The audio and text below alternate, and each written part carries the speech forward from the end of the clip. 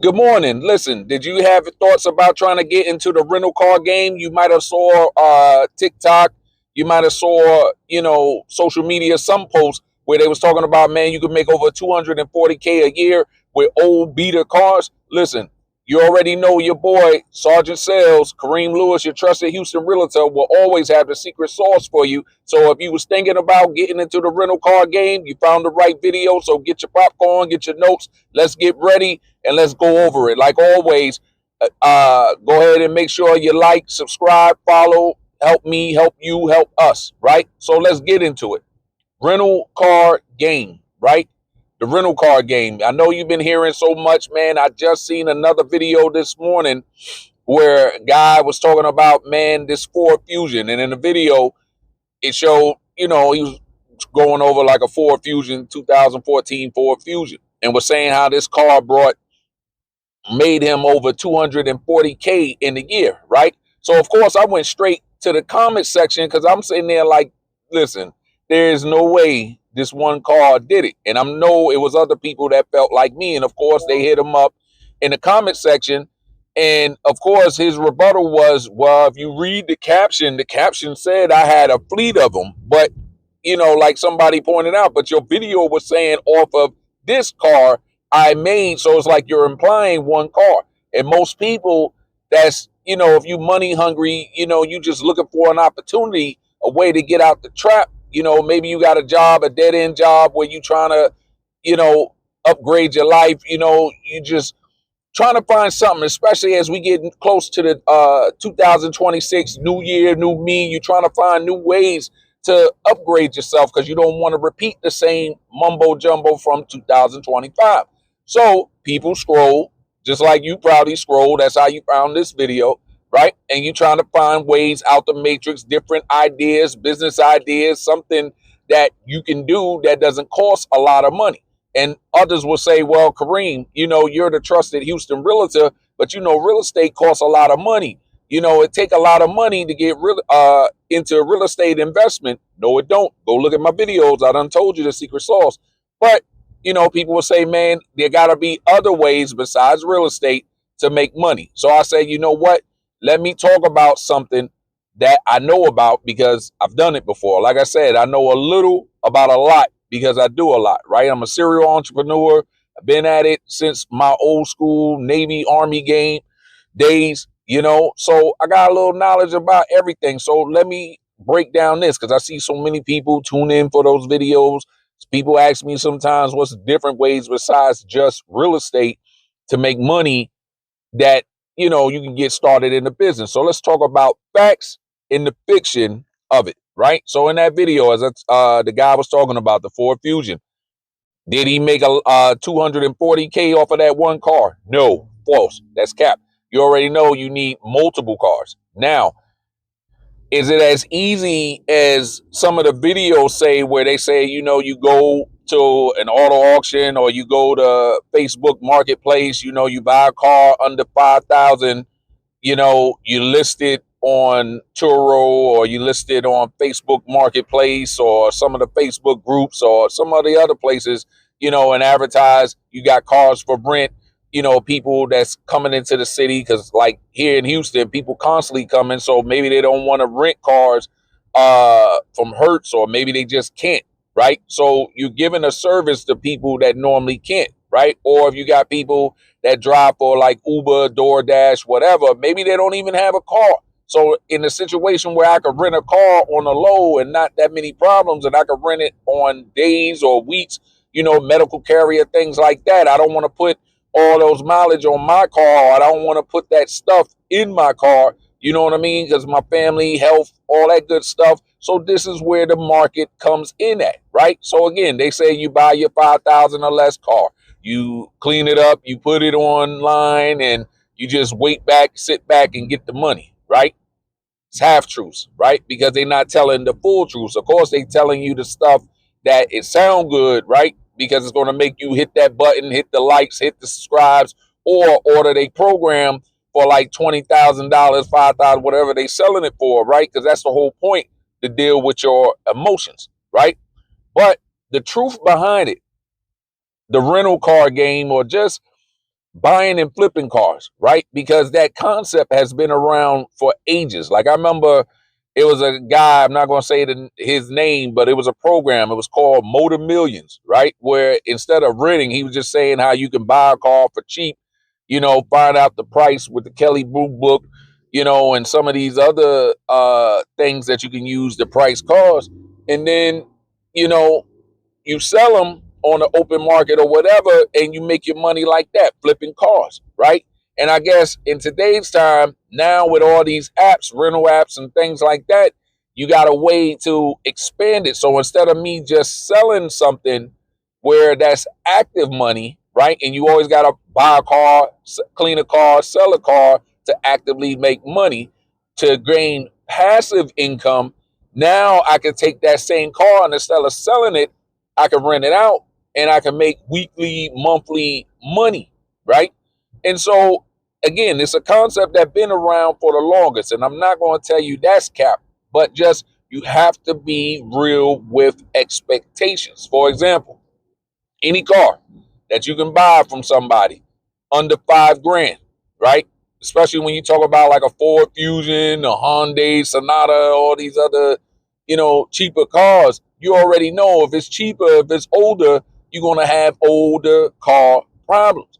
Any car, as soon as it hit over 100,000 miles, you're gonna have some type of issues. Some cars even more, right? If you already know certain builders, again, I'm not gonna name the cars, you know what I mean? Because I don't want to catch no cases, right? So I'm not going to put names out there, but you clearly know the junk cars from the real cars. I will say, like we already know, the Hondas, the Nissans, the Toyotas, right? I will say those cars are like roaches. They last forever. The bomb can go off, they still last. If you got any of those cars, you already know they last. You know how I know?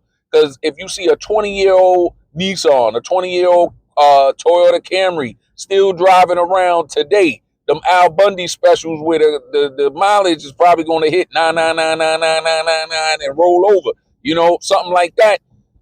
Them cars are survivors. So if you can get your hands on the Toyota Camrys, the Nissan Maximas, them solid cars, the Honda Accords, the Honda Civics, they last all day. Long as you get your changes, you change the oils, you do your maintenance, stuff like that, they'll last all day. So those are cars you get. But now when you're talking about some of these other American car builders, some of these other foreign cars, Korean cars, I'm not going to give names, but you know what I'm talking about.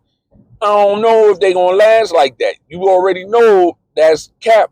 They're not going to last like that. So to say, all right, I'm going to put 5,000 and then I can go list it, that's it. False. You already know that's not it. So if you buy an older car, you're going to need to account for maintenance. So as soon as you buy the car, you got to tell yourself, listen, especially when you're planning on renting out a car. I put it to you like this. If you ever rented a car before, right? Or been in a car that somebody rented, how do people treat those cars? Now, they try to make sure it don't get scratches and damages sometimes, right? But you got a lot of people, man, they smoke in it, they throw food in it, and they drive all crazy, especially if it's a car that got a little giddy up to it. They flooring it, driving it hard. Anything, the way they don't treat their car, they definitely don't do the same with that. A lot of people, they dog out cars. So if you think about this and you're going to offer a service where I'm renting out a car, especially an older car, that's telling you, listen, you better prepare for the maintenance. When you buy a car from somebody, you already know you need to prepare for the maintenance. 9 times out of 10, you got to buy tires. You definitely going to have to get some type of tune up, oil change. You might as well already say that because you need to keep your car up and running so that it can make the money, at least to pay it all so you break even. Likewise, the wear and tear of a car, if somebody's going to get it, let's say for Airbnb, or, I'm sorry, for Uber Eats or DoorDash or, medical carrier or whatever they doing with your car, they driving a lot of miles. And so when they driving a lot of miles, that's wear and tear on the car. So you have to budget for maintenance. You got to do maintenance up front. You got to do monthly maintenance. Not only the monthly maintenance, you got to do cleanup. Why? Because people smoking cars, people eating cars get dirty very fast. And you've seen some people cars look like holy junk piles. You know what I'm saying? So again, that's how they personal cars look. So imagine if they renting a car, and you're not one of the major rentals places that they know got all these checks and balances, to keep people in check.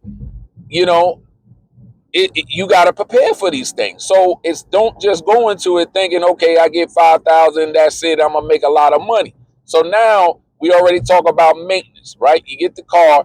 Can you get a car for under 5,000? That's a good car. You can find a lot of them off of Facebook Marketplace. You can go down here, like if you're here in Houston, the Manheim auto auctions, or a lot of these other auto auctions. If you got somebody that might have a dealer license, or if you take the time just to go get you a dealer license, because if you're getting into the auto game, you might as well get it. You can get you a license, you know what I mean? So you can get to some of these auctions, but they do have some that's for the public, and you can find some, but you'll find some juicier specials if you get your car license, your dealership license, or partner up with somebody that already got it. So now you get your car, you clean it up. Now the next part, the greatest part, is advertising. You got to advertise and let people know, that you're what the business that you're doing. And so advertisement is kind of simple in today's time, between Facebook, Instagram, TikTok, YouTube, is ways to put it out there. You use Chat GPT to give you ideas and how to keep all your posts and all your videos search engine optimized and built-in keywords so that it can come up on Google searches. So that's the way that you take care of that, right? So now that we have that, we got the car, we got it ready, we got it out there. So now, before you take the first rental, you got to, I should have said this first, right? But again, I'm driving in the car, as you can see, so I'm not going by a script. So I'm saying it as I'm thinking it. But the main thing that you need to do before you even go out and get a car, you need to bulletproof yourself, right? Aha, this is the things you'll never hear them talk about, because all they talk about, get money, get money, get money. No, you gotta bulletproof yourself. That means you gotta make sure that you protect yourself for liabilities. So before you even get started, you should set up your business structure. You should already have an LLC, or if you're a sole proprietorship, make sure you got an EIN, make sure you got the separate bank accounts, make sure you got your insurance in place, commercial insurance, because you're renting out cars. That's why I say you should do an LLC to protect yourself, your personal assets. That's a whole nother video, but make sure your business is right. Likewise, make sure that you have legal documents to protect you that outlines exactly what your rental business is, the terms and agreements. And if you don't know how to do it, guess what? ChatGPT, pay that $19, because it works better than the free. And ChatGPT can design you, some contracts, and, give you all the legal jargon that you need in your contracts per your state, because that's the key. You always want to make your contracts per your state. Likewise, you got to get GPS kill switches put into your cars. So you got to find either, if you're technically savvy, right? You're a good mechanic, or you just good with YouTube videos, do it yourself, whatever. You can go ahead and install them yourself, because guess what? The one thing you don't want to have a car, you give it out to somebody and then they disappear. You know what I mean? Because people come with fake names, fake IDs, all that other good stuff, and then they take your car. Yeah, you can call it in stolen, but you already know that's a loss. So you got to have not only the GPS, so you know exactly where your car at, you got a kill switch so you can kill it on the spot. Reason being is, let's say a person is on the up and up, but they just don't pay their bill. And you already know some people, when they can't pay their bill, it's always that story. As soon as you ask somebody, hey, what's going on? Man, let me tell you, and they got 5,000 page story to give you, you know it's a bunch of mumbo jumbo. So you know when pay time come and they coming with these stories, all right, you ain't pay your bill, kill it, and you shut off the call. That's what the kill switch do. You gotta have those, right? You gotta have your payments, the way you take payments, because you don't want to do cash payments, because a lot of times when you first getting started off, you're not gonna have like a building, a secure building for your cars, again, unless you already have a car lot or you partner up with somebody that has a car lot, or maybe a business owner that got a big parking lot and he allow you to keep your cars there. But even still, you don't want to deal with people outside with cash and carry, because that's the quickest way to get robbed. So you want to make sure you set you up a business account in a way to take payments. Rather you taking payments through PayPal, Stripe, Cash App, Zelle, you know, and that you can consistently take your payments and put it into a bank account, right? This is the proper way to do business, right? So once you bulletproof your business, right, and you make sure you got your insurances in place, your liabilities in place, as far as a cleanup, you already make sure that you bulletproof it from theft. You know, you got to make sure your liabilities, because if people get into accidents, remember, if you own a car, people get into accidents on the car, guess what that falls on? Aha, that could fall on you. So you got to have those liability waivers in place. Likewise, insurance is in place. You got to make sure people are paying for everything you pay with an added markup, because this is the proper way to do business. Okay? So now we already talked about the background. We talked about the cost, right? And so, can this really make money? Yeah, it can make money. If you got a car that you spent let's just say 6,000 in total. After I bought a car, put some repair to it, you know, and I got it out there. And if I'm renting out something for like $300 a week, you know, eventually, you know, within about 2-3 months, if you constantly getting it rented out, you can probably pay back the car. It's all profit. So now everything you making is good. So even if it wrecked out, I made my money. I could rinse and repeat. Now, the reason why I say you want to form a business is because you want to be able to use business financing to help you scale. You know, auto dealerships, they use something called floor financing, where they get a blanket. It's pretty much a line of credit where they can go to the auto auction, buy multiple cars, sell them all, pay that off, and they make their profit. You know, and that's how they do. You can follow the same suit, where you can find cars. If you look at the Kelly Blue Book value, make sure that you're always buying cars, if you possibly can, undervalue, right? So if you can find a good car undervalue, now maybe you could just sell it, get the money build up. So now you can start off with a couple of cars, right? Or if it's a good car, it's a solid car, not too much maintenance, and you know, all right, I can at least get another 100,000 miles off of it. Go ahead and rent it out, make your passive money. So you can do both. Do the active money, where you go to the auto auctions, find something, buy it cheaper, sell it for the Kelly Blue Book price, and then get your bread back like that. Or, you know, go ahead, set it up, rent it out, and then you do it like that. So listen, I just wanted to make this video to kind of explain the pros and the cons. And like I said, did I used to do it? Yeah, I used to do it back in the days where I find a car, somebody going through a divorce or whatever, buy the car real quick, sell it to somebody real quick, make a quick 500, 700. You know, I wasn't thinking none of it. It's like I was trying it. I didn't have the mindset. With the mindset I have now, you know, I can't tell you that's not something I've been thinking about. You know what I mean? Just because, I mean, it makes sense. Why not? And in today's time, you got to understand, you got a lot of people that traditionally, they can't go to like Avis and Hertz and stuff like that. Why? Because they probably don't have a credit card. And most of them places, they need you to have a credit card to put the deposits and the payments on. So when you got typical people that, you know, maybe I'm just out of high school, or maybe you got some people that just came into the country legally, right? Legally. They came into the country. They really don't have a lot, you know, and they need something, you know, where it's easier access, that they can get a car and they can start breaking bread out of being a taxi service, making deliveries. Because Uber Eats, DoorDash, all that good stuff, man, that's popping right now. A lot of people are self-employed because businesses is playing crazy. They're not hiring like they was. So, you know, as an adult, you got to make these bills.